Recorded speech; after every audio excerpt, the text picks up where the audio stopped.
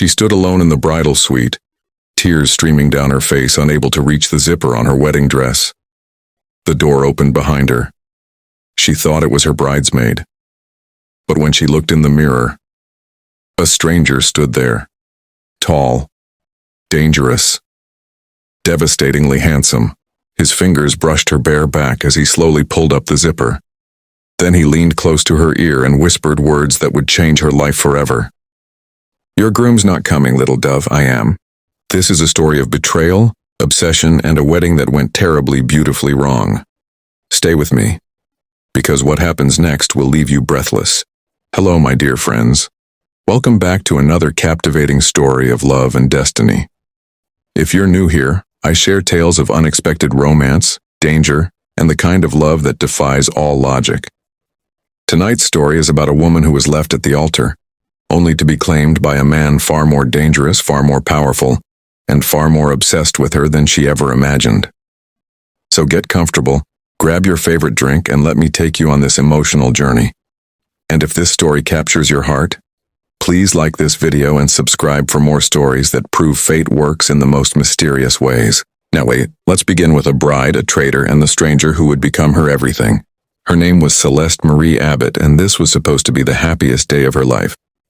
At 26, Celeste was the picture of classic beauty.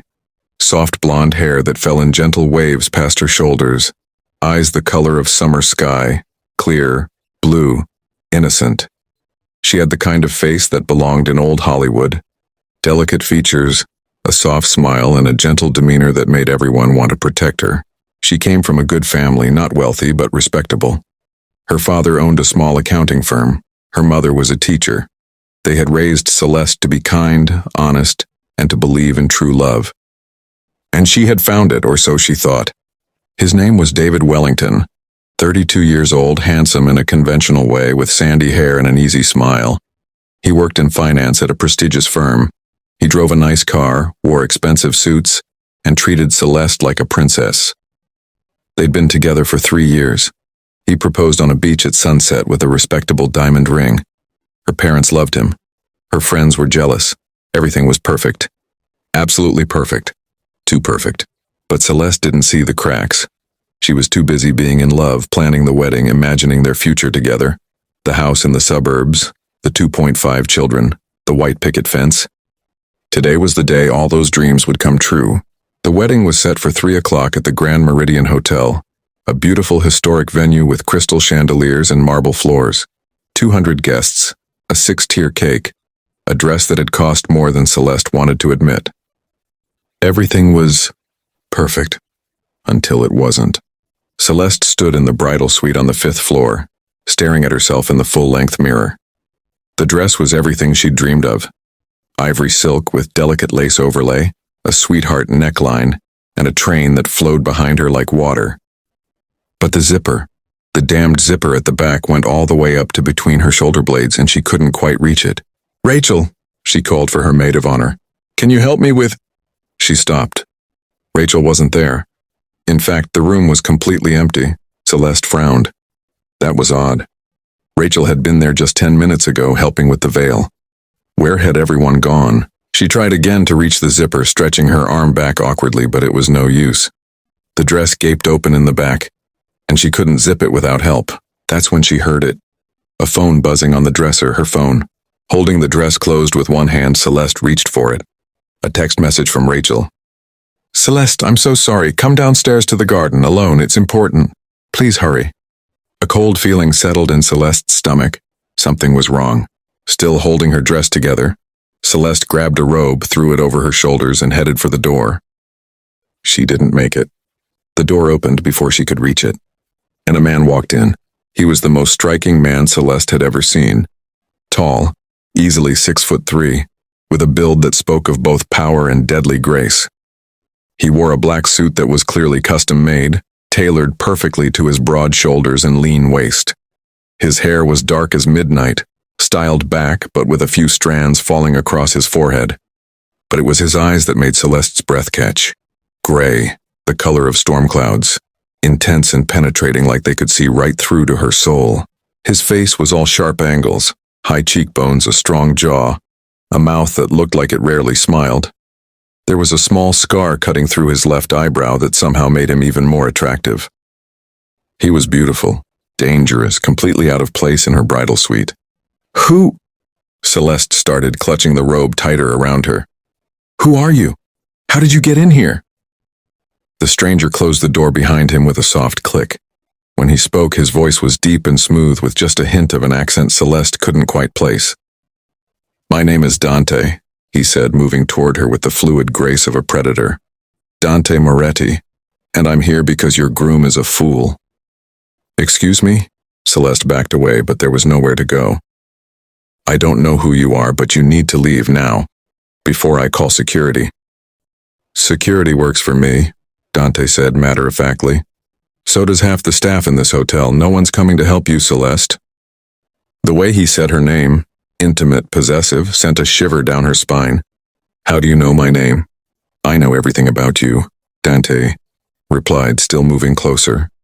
Celeste Marie Abbott, 26 years old, elementary school teacher, lives in apartment 4B on Maple Street, drinks vanilla lattes, reads romance novels, believes in happy endings. Celeste's heart was pounding now. You're stalking me? Oh my God, I'm calling the police. The police won't help you either, Dante said, but his tone wasn't threatening. It was almost gentle. Celeste, I need you to listen to me very carefully.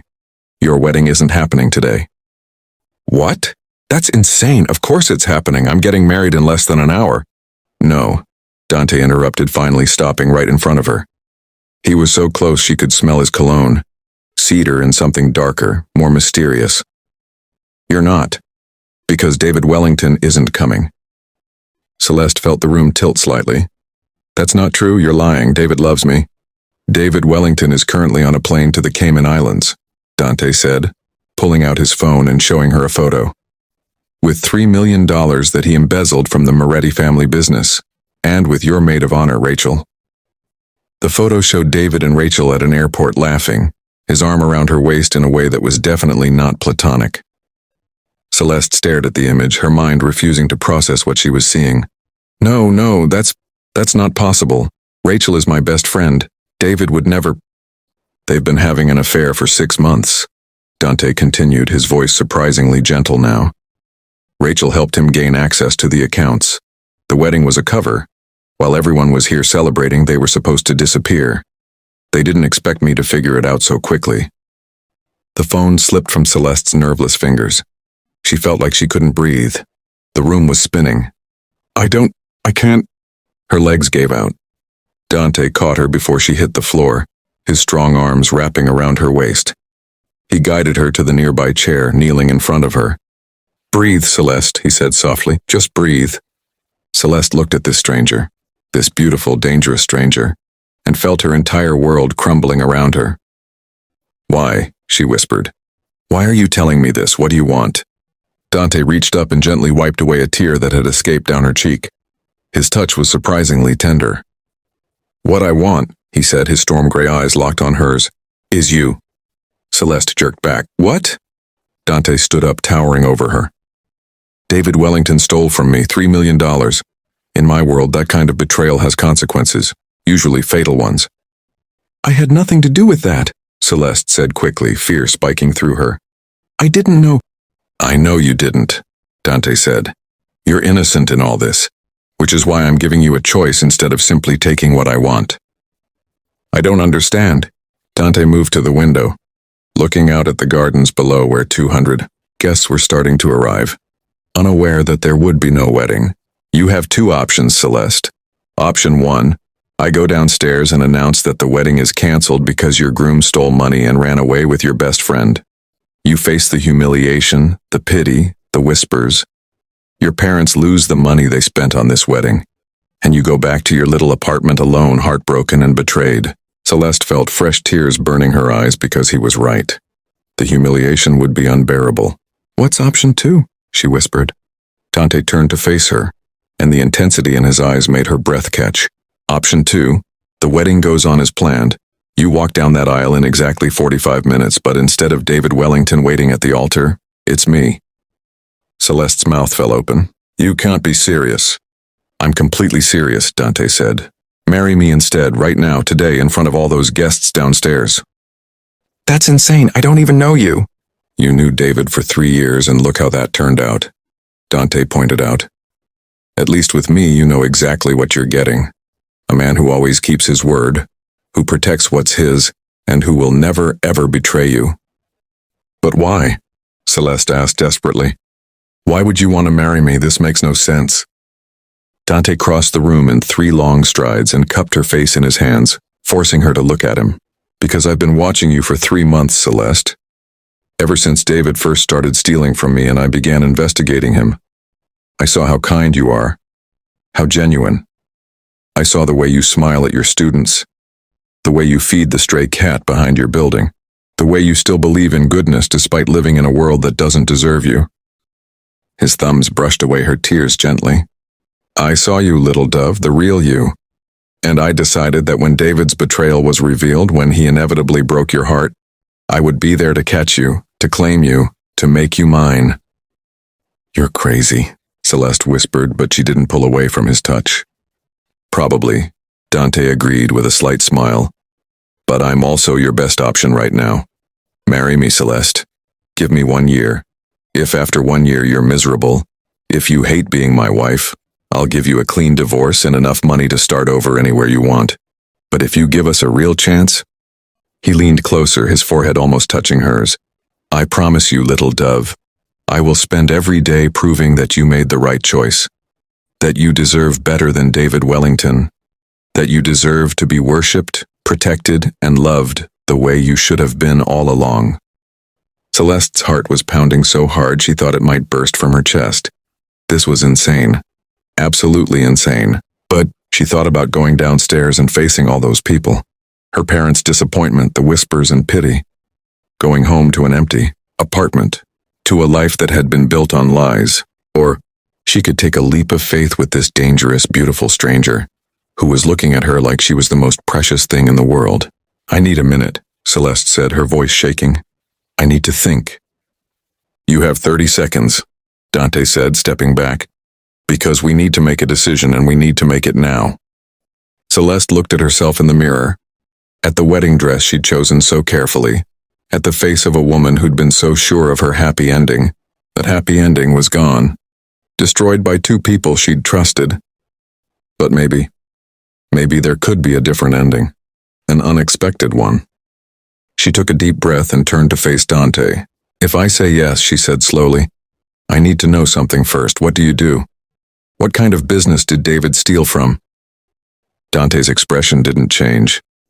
I'm the head of the Moretti crime family. The mafia, if you want the Hollywood term. I control most of the underground operations in this city. Gambling, protection, some import-export businesses that aren't entirely legal. He said it so matter-of-factly without shame or apology. You're a criminal, Celeste said faintly. I'm a businessman who operates outside the law, Dante corrected. But I have rules, Celeste. I don't deal in drugs. I don't hurt innocent people. I don't exploit the vulnerable. And I always protect what's mine. And I would be yours? You would be my wife, my partner, my greatest treasure. Celeste closed her eyes. Every rational part of her brain was screaming to say no, to run, to get as far away from this man as possible. But her heart was whispering something different. Maybe it was the pain of betrayal. Maybe it was the fear of humiliation. Maybe it was the way Dante was looking at her. Not with pity, but with desire and respect, and something that looked almost like reverence. Maybe she was just tired of being the good girl who always played it safe and still got her heart broken. Okay, she heard herself say, I'll do it, I'll marry you. The smile that crossed Dante's face was like the sun breaking through storm clouds. It transformed his entire appearance, making him look younger, less dangerous, almost boyish. You won't regret this, little dove, he said softly. Then, more businesslike, now let's get you ready. We have a wedding to attend. But the dress, Celeste gestured to her back. Turn around, Dante said. Celeste hesitated, then let the robe slip off her shoulders and turned her back to him. The dress was still unzipped, leaving her back exposed. She felt Dante's fingers on her skin, warm, slightly rough, gentle, as he slowly pulled the zipper up. It was such an intimate gesture, made more so by the circumstances. When the zipper was fully closed, Dante's hands rested on her shoulders for a moment. "Perfect," he murmured. Then louder, "Now we need to make some adjustments to the guest list." Over the next 30 minutes, Dante made a series of phone calls in Italian. Celeste caught only fragments, but it was clear he was orchestrating something major.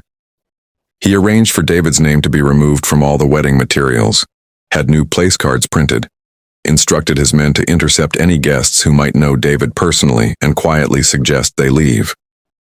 It was like watching a master strategist at work. Finally, Dante made one last call. "Bring him in." 2 minutes later, there was a knock on the door. Dante opened it to reveal an older man in clerical robes. "Father Benedetto," Dante greeted him warmly. "Thank you for coming on such short notice." "For you, Dante, anything," the priest said with a genuine smile. Then he saw Celeste and his expression softened. "Ah, the bride. Beautiful. Absolutely beautiful." "Father Benedetto will be performing the ceremony," Dante explained. "He's known me since I was a boy. I trust him completely." The priest approached Celeste and took her hands gently. "Are you certain about this, my child? I know the circumstances are unusual."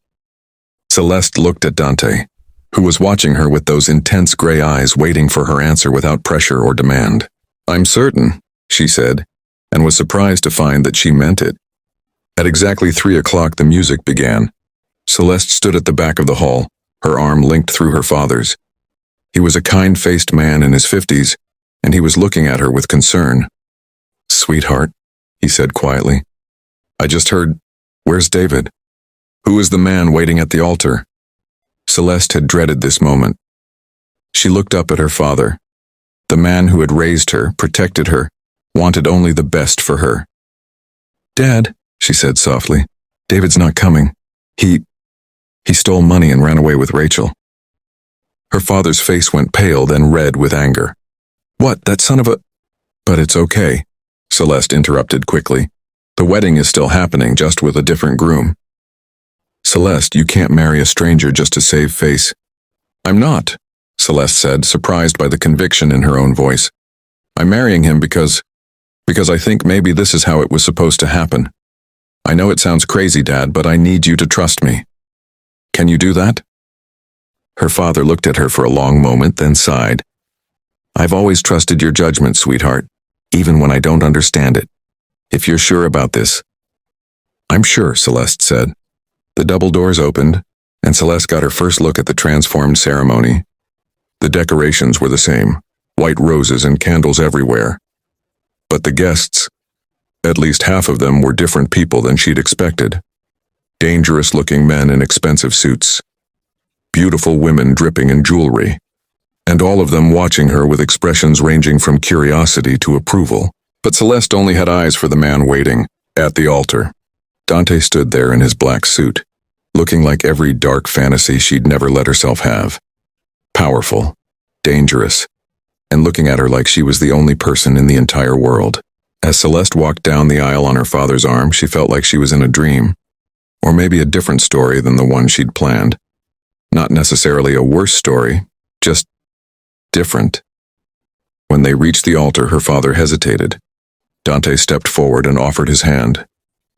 "Mr. Abbott," he said respectfully, "I know this isn't what you expected, but I give you my word. Your daughter will want for nothing. She will be protected, cherished, and honored for as long as I live. I swear this to you." There was something in Dante's voice, absolute conviction, that made Celeste's father nod slowly. "Take care of her," he said gruffly, placing Celeste's hand in Dante's. "Always," Dante promised. Father Benedetto began the ceremony with the traditional words. But there was nothing traditional about what was happening. Celeste barely heard the opening prayers. She was too focused on Dante's hand holding hers, warm, strong, steady. On the way, he was looking at her, not like a stranger, but like someone who had been waiting his whole life for this moment. "Do you, Dante Alessandro Moretti, take this woman to be your lawfully wedded wife?" Father Benedetto asked. "I do," Dante said, his voice clear and firm. Then, going off script, he added, "I promise to protect you, to honor you, to cherish you above all others." Your happiness is now my purpose. Your safety is now my obsession. And your heart, little dove, is now the most precious thing I possess. Tears spilled down Celeste's cheeks at the raw honesty in his voice. And do you, Celeste Marie Abbott, take this man to be your lawfully wedded husband? Celeste took a shaky breath. This was it. The moment of no return. She looked at Dante. Really looked at him.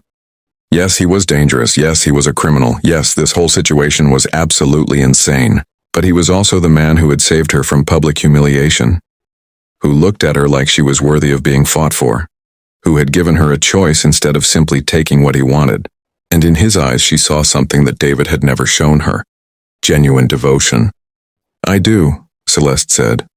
I promise to give this a real chance, to see you for who you are, not who I expected you to be, and to trust that maybe fate knows better than I do. Dante's smile was breathtaking.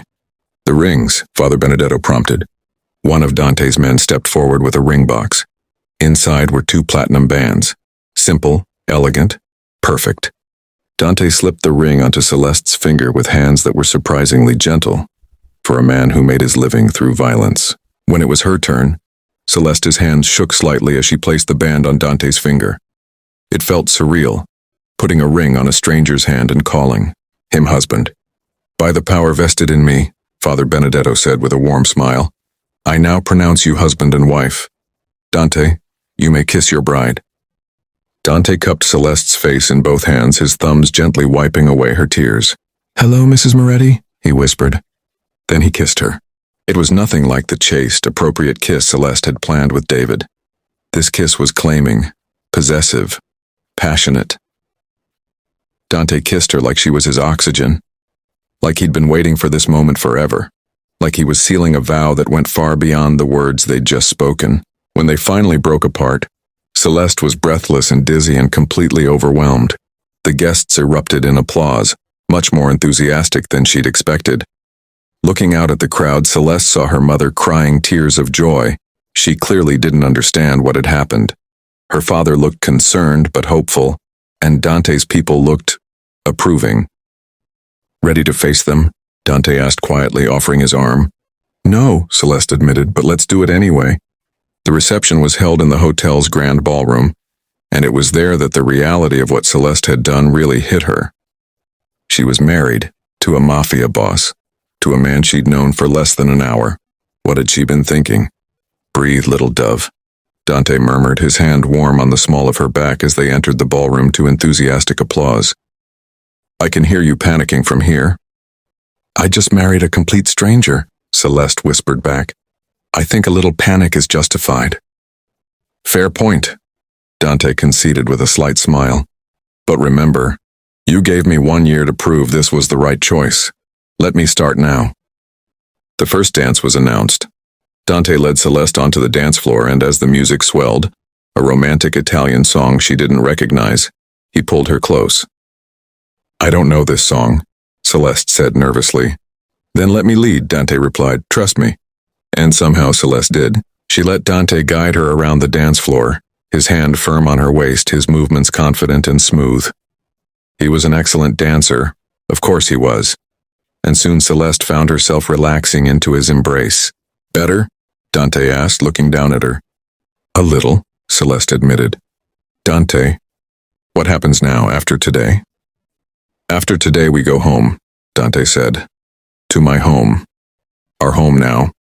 You'll have your own suite if you want privacy. We'll take things at whatever pace you're comfortable with.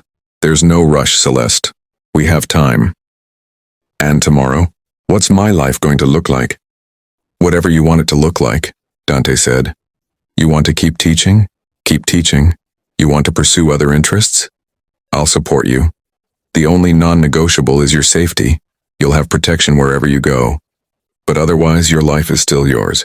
Marriage to me doesn't mean you lose yourself. Celeste searched his face for signs of deception but found none. He seemed to genuinely mean it. Why do you keep calling me little dove? She asked suddenly. Dante smiled, a real, genuine smile that transformed his face. Because that's what you are. Gentle, peaceful, beautiful. Something pure in a world that's mostly darkness. My little dove. The way he said it, possessive but affectionate, made Celeste's heart skip. The moment of peace was shattered when Celeste's mother appeared beside them, her face pale and strained.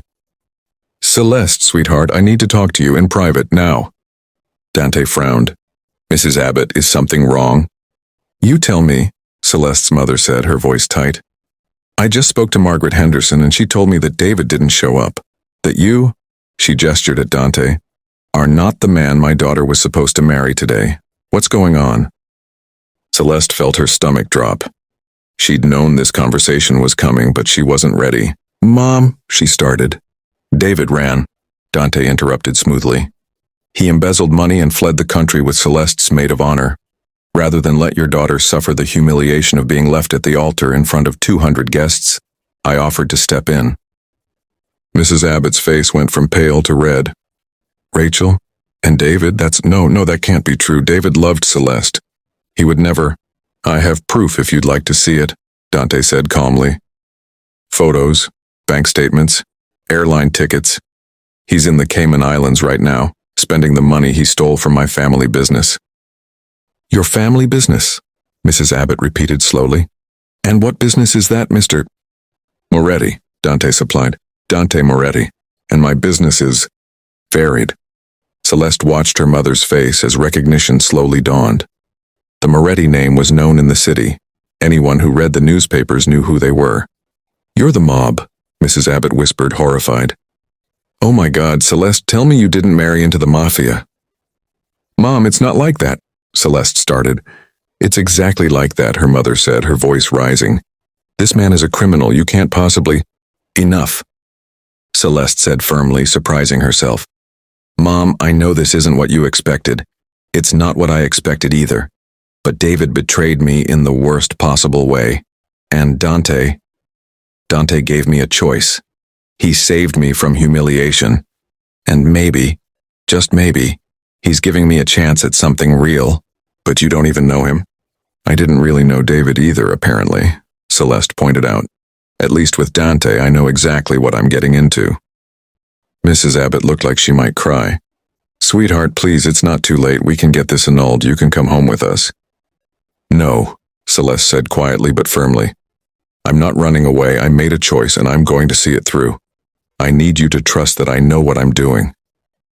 "But do you?" her mother asked desperately. Celeste looked at Dante, who was watching her with an expression of quiet pride and something that looked like awe. "I hope so," she said honestly. "But even if I don't, it's my choice to make." After a long moment, Mrs. Abbott's shoulders sagged in defeat. "Just promise me you'll be careful. Promise me you'll call if you need anything." "I promise, Mom," Celeste said, hugging her tightly. When her mother walked away, looking 10 years older than she had that morning, Dante touched Celeste's arm gently. "You didn't have to defend me," he said quietly. "I know what I am, what people think of me." "You defended me first," Celeste replied, "against those women who would have torn me apart with their pity and gossip. The least I can do is return the favor." Dante looked at her with such intensity that Celeste felt her breath catch. "You're remarkable," he said softly. "Absolutely remarkable." The reception ended at 9, and Dante led Celeste to a sleek black car waiting outside. As they drove through the city, Celeste watched the buildings go by, reality settling over her like a heavy blanket. She was married to Dante Moretti, and she was going to his home. Her home now, apparently. "Nervous?" Dante asked, his hand covering hers. "Terrified," Celeste admitted. "Don't be," Dante said. "I meant what I said earlier. We move at your pace. Nothing happens tonight that you don't want to happen." The car pulled through massive iron gates and up a long driveway. Celeste's eyes widened as the mansion came into view. It was enormous. 3 stories of stone and glass with manicured gardens and fountains lit up against the night sky. It looked like something out of a movie. "This is your home?" Celeste asked faintly. "Our home," Dante corrected. "Come, let me show you." The interior was just as impressive as the exterior. Marble floors, crystal chandeliers, priceless artwork on the walls. But Dante didn't linger on the first floor. Instead, he led Celeste up a grand staircase to the 3rd floor. "This is the family wing," he explained. "My suite is at the north end, and this," he opened a door, "is yours." Celeste stepped into a bedroom suite that was bigger than her entire apartment. A massive four-poster bed dominated the space, with floor-to-ceiling windows overlooking the gardens. There was a sitting area with a fireplace, a door leading to what looked like a luxurious bathroom, and another door leading to a walk-in closet. "I took the liberty of having some clothes brought in," Dante said, gesturing to the closet. "But we'll go shopping for whatever else you need. This is your space, Celeste. Your sanctuary. No one enters without your permission. Not even me." Celeste turned to look at him. "Where's your room?" "Through that door," Dante said, pointing to a connecting door between the suites. "But it stays locked unless you open it from your side." "And if I never open it?" "Then it stays locked," Dante said simply. "Like I said, we move at your pace. If all you ever want from me is protection and companionship, I'll accept that." "But Celeste..." He moved closer, cupping her face gently. "I hope you'll eventually want more, because I want everything with you. Not just your body, but your heart, your trust, your love. I want to be the man who makes you smile, who you turn to when you're scared, who you can't imagine your life without. But I'll earn that.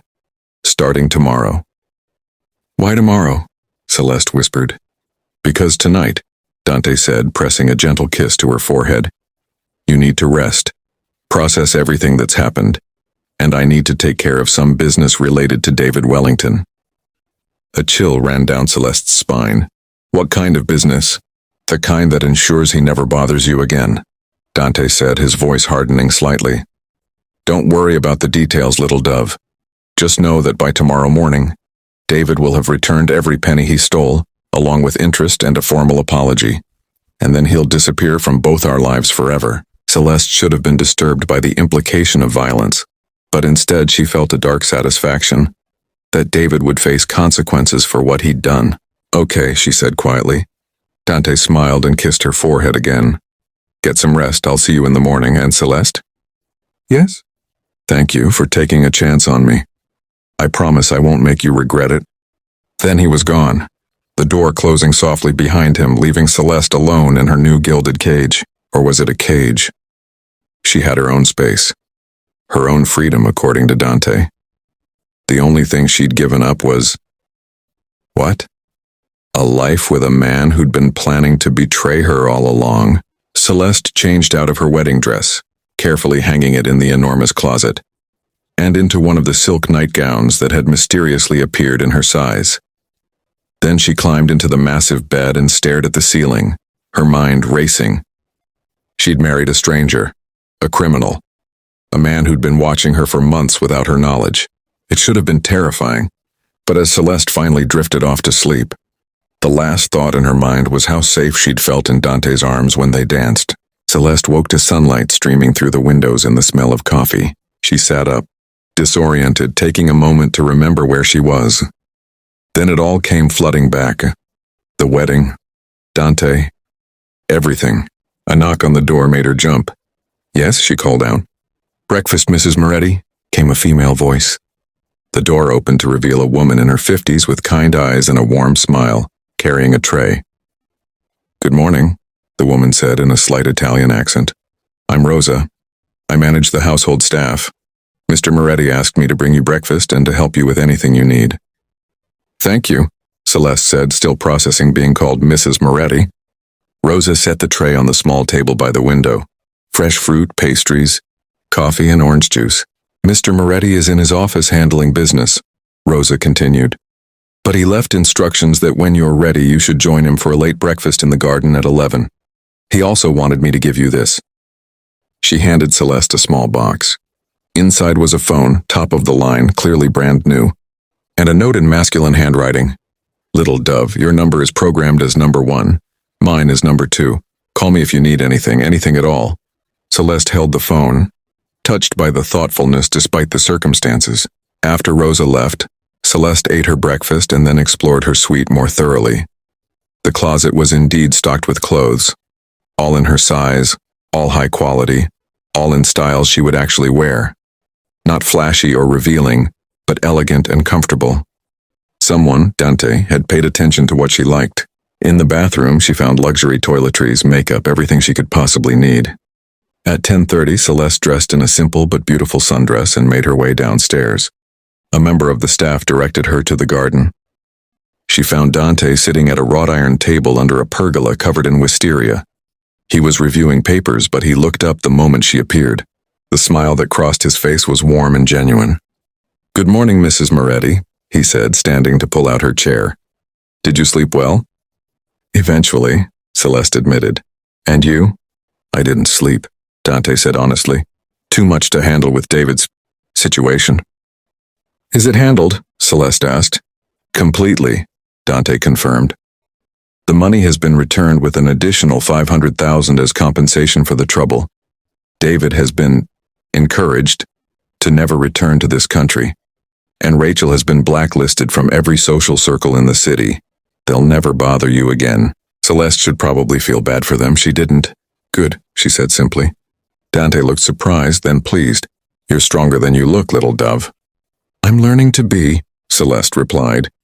They ate breakfast together, a surprisingly comfortable meal where Dante asked about her teaching job, her family, her interests.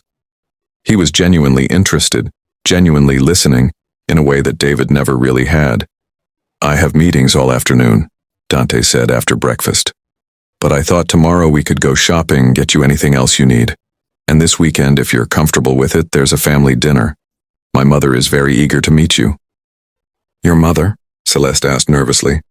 "Don't worry," Dante said with a slight smile. "She's going to love you. Fair warning, though. She's been trying to marry me off for years. The fact that I actually did it, even under these circumstances, is going to delight her endlessly." "What about the circumstances? Do your family and friends know that we just met yesterday?" "They know enough," Dante said, carefully. "They know that David wronged you and that I took the opportunity to claim you for myself. In our world, that's not unusual. What is unusual is that I'm giving you time and space instead of just taking what I want. That's unprecedented." "Why are you doing that?" Celeste asked. "Giving me time, I mean, you could have just forced this." Dante reached across the table and took her hand, his thumb brushing over her wedding ring. "Because I don't want a wife who's terrified of me or who goes through the motions out of obligation," he said quietly. "I want you to choose me, Celeste. Really choose me. Not because you have no other options, but because you want to be with me. That's worth waiting for." Celeste felt her heart skip. This man, this dangerous, powerful man, was showing her a patience and respect that her supposedly good, normal ex-fiancé never had. "I don't know if I can love you," she said honestly. "It's too soon. I don't know you well enough." "Yet?"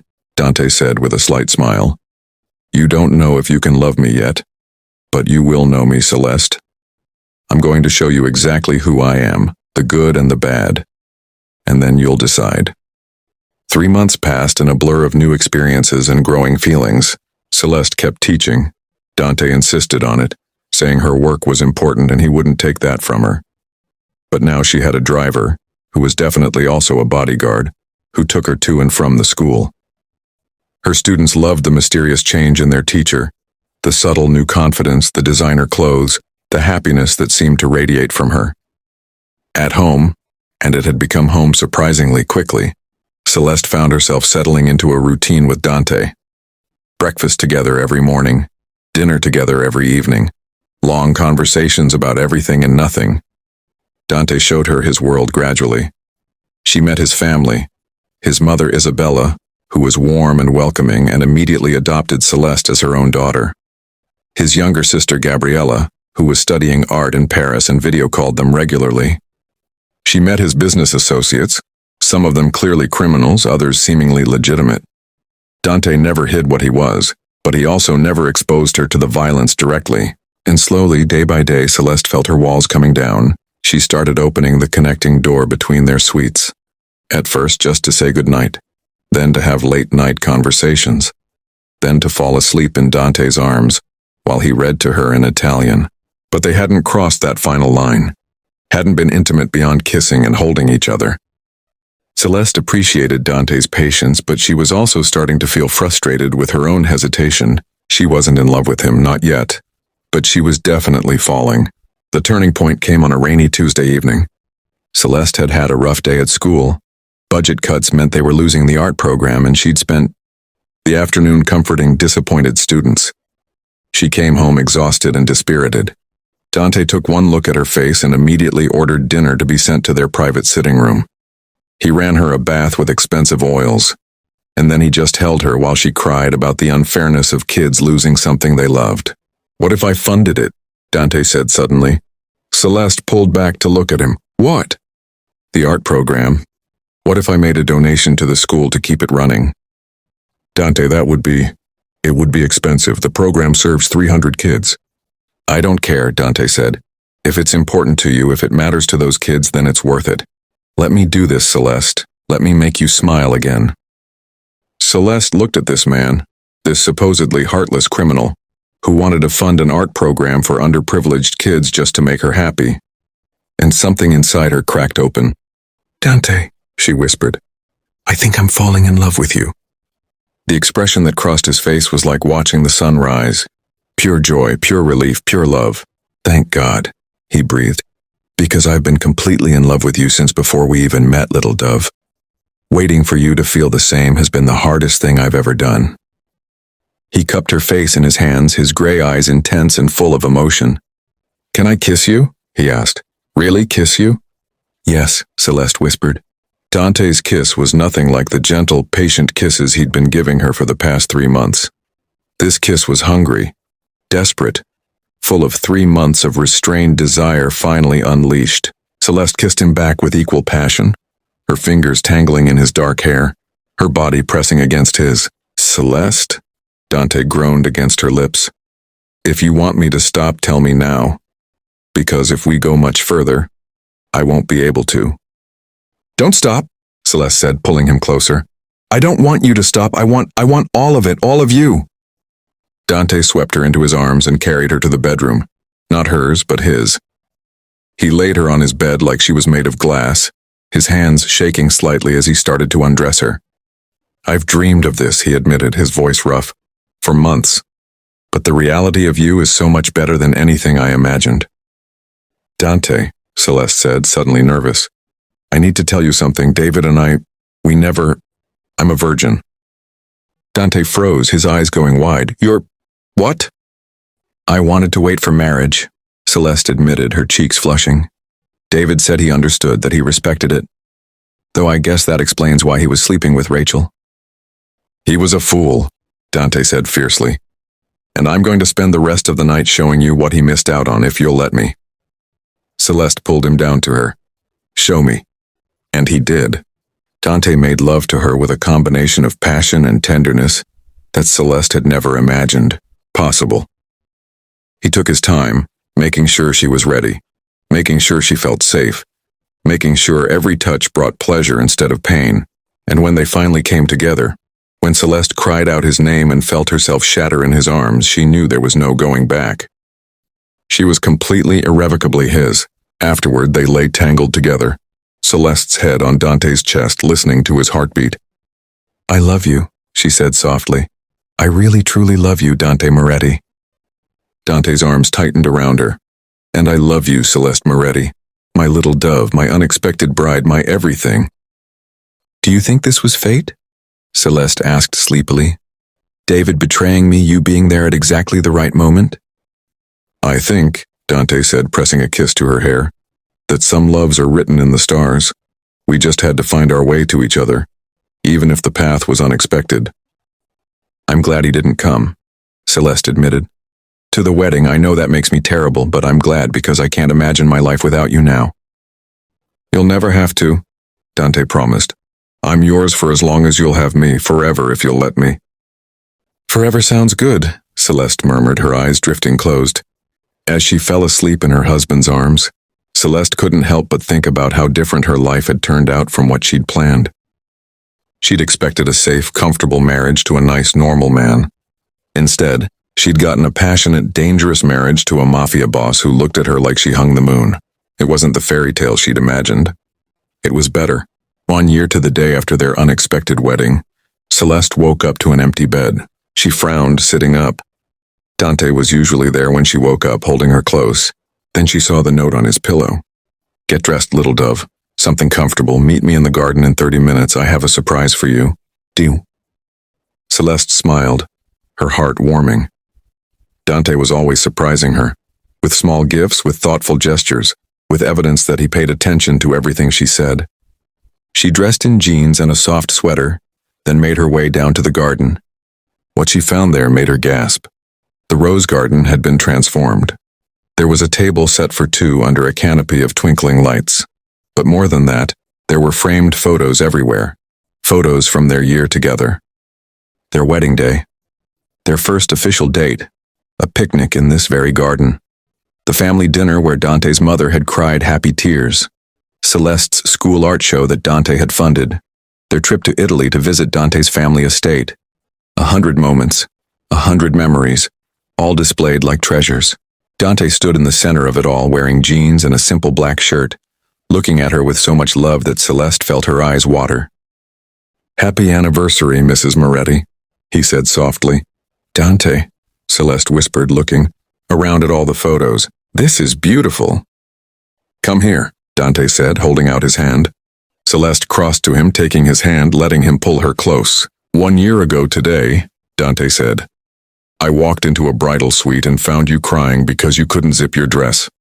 I'd been planning that moment for weeks, figuring out how to approach you, what to say, how to convince you to take a chance on me. But when I saw you there so vulnerable, so heartbroken, all my plans went out the window.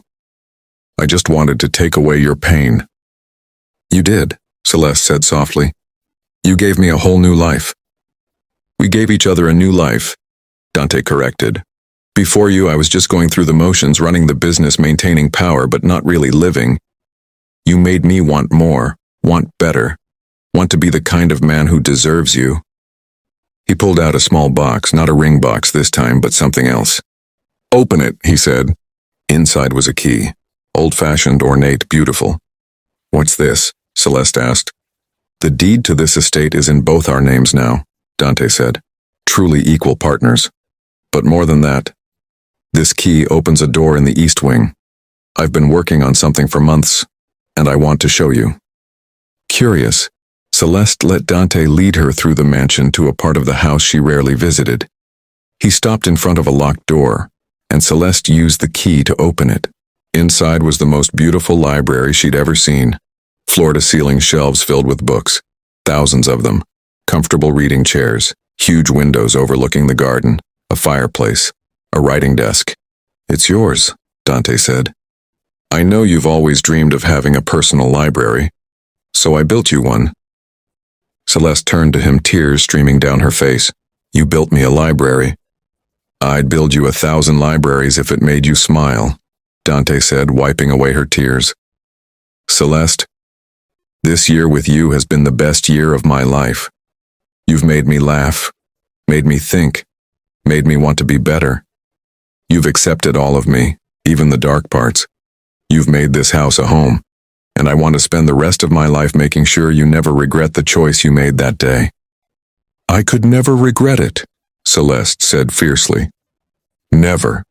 You're the best thing that ever happened to me, Dante Moretti, and I love you more than I ever thought it was possible to love someone."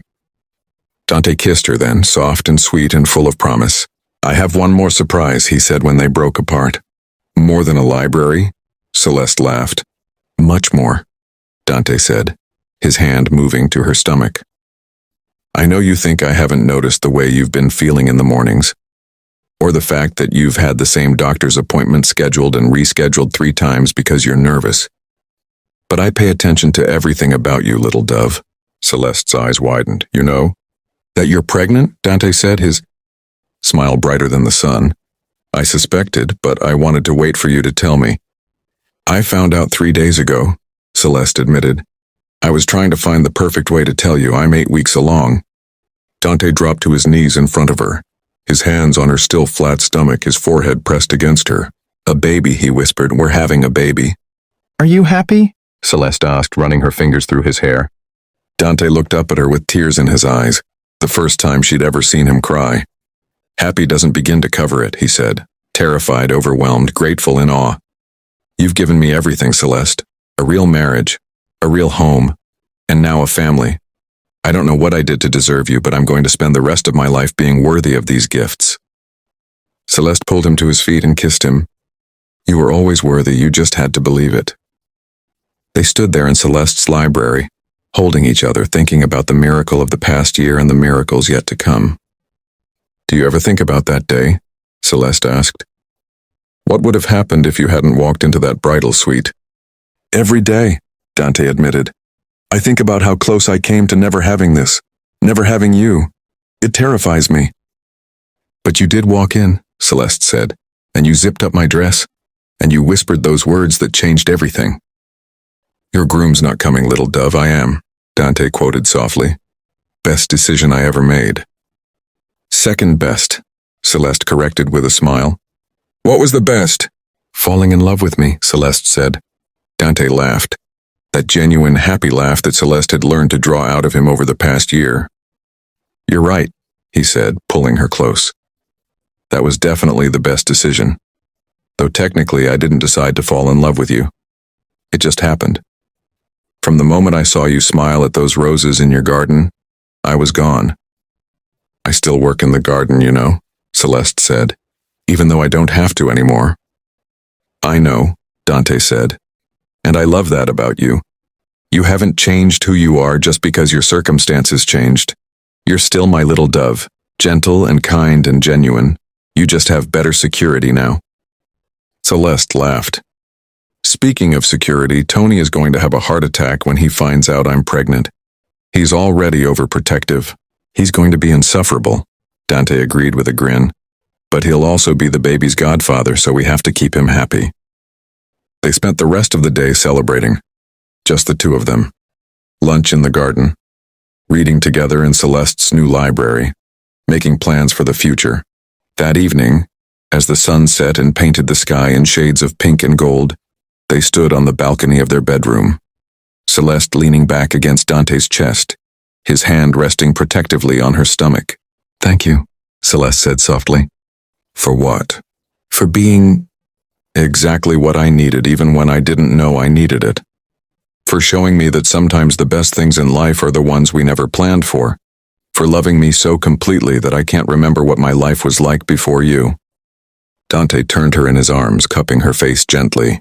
Thank you, he said, for taking a chance on a stranger, for seeing past the reputation to the man underneath, for making me believe that I could be more than what I was born to be, and for giving me a reason to want tomorrow, and the day after that, and all the days for the rest of my life. They kissed as the sun disappeared below the horizon. Two people who had found each other in the most unexpected way, and built something beautiful from the ashes of betrayal and heartbreak. Celeste had walked into that bridal suite expecting to marry a man who turned out to be a lie. Instead, she'd been claimed by a man who was dangerously, perfectly, absolutely real. And she wouldn't change a single moment of it. Not the fear, not the uncertainty, not the risk. Because all of it had led her here, to love, to family, to home. To Dante, her unexpected groom, her possessive protector, her everything. And so, dear friends, we come to the end of Celeste and Dante's story. A love that began with betrayal and a stranger's whispered words. A love that bloomed from the most unlikely beginning into something extraordinary. Celeste thought she knew what her happy ending looked like. A safe marriage to a respectable man. But life had different plans. Better plans. Because sometimes the love we need isn't the love we expect. Sometimes it comes in the form of a dangerous stranger who sees our worth when we can't see it ourselves. Sometimes it comes with a whispered promise in a moment of desperation. I am coming for you. And sometimes, if we're brave enough to take the risk, that unexpected love becomes the greatest gift of our lives. If this story touched your heart, please like this video and share it with someone who believes in second chances and unexpected miracles. Subscribe for more stories of love that defies all logic and proves that fate always knows best. Until next time, dear friends, remember, your happily ever after might not look like what you planned, but if you're brave enough to accept it when it arrives, it might be better than anything you ever imagined.